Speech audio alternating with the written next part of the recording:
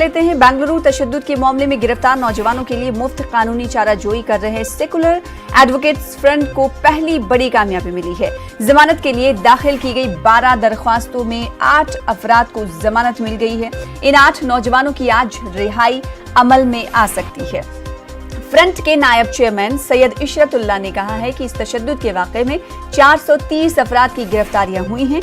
मुलज़मीन की रिहाई के लिए एक के बाद एक अर्जियां सेशन कोर्ट में दाखिल की जा रही हैं।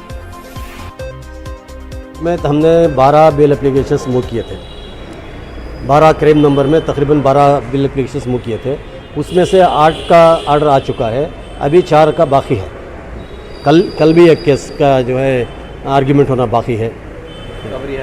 अब इसमें जो है खुशखबरी जो है सिर्फ एक केस में आई जिसमें जो है 353 है, यानी जो पुलिस अफसरों के ऊपर जो उनकी ड्यूटी करने से जो रोक रहे थे वो सेक्शन जो लगाया गया था, वो सेक्शन के अंदर जो है मजिस्ट्रेट कोर्ट में 11वें कोर्ट के अंदर जो है तकरीबन 8 अफराद थे उस केस के अंदर, तो 8 अफराद की बेल हो चुकी है। नहीं डीजी के थे पूरे 8 की भी बेल हो चुकी है।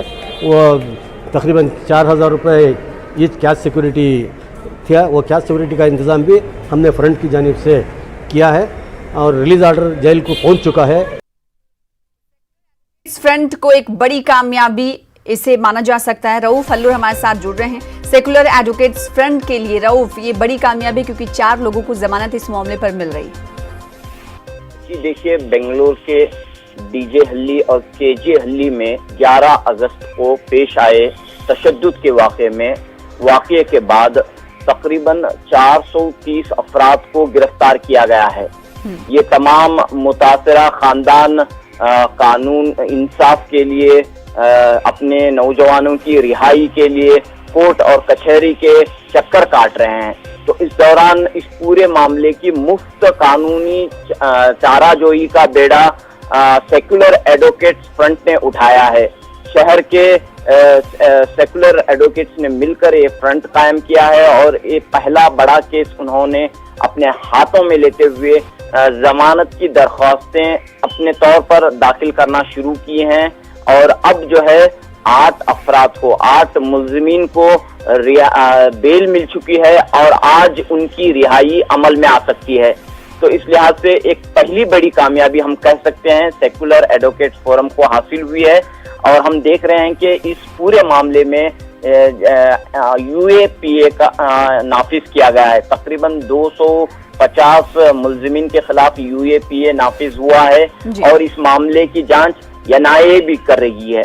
तो इस लिहाज से एडवोकेट सैयद इशरतुल्लाह का कहना है कि जिन मुलज़मीन के खिलाफ UAPA नाफिज किया गया है उन्हें बेल मिलने में ताखीर हो सकती है, यानी कि 6 महीने से पहले जो है उनकी बेल दरख्वास्त जो है अदालत में कबूल नहीं हो सकती।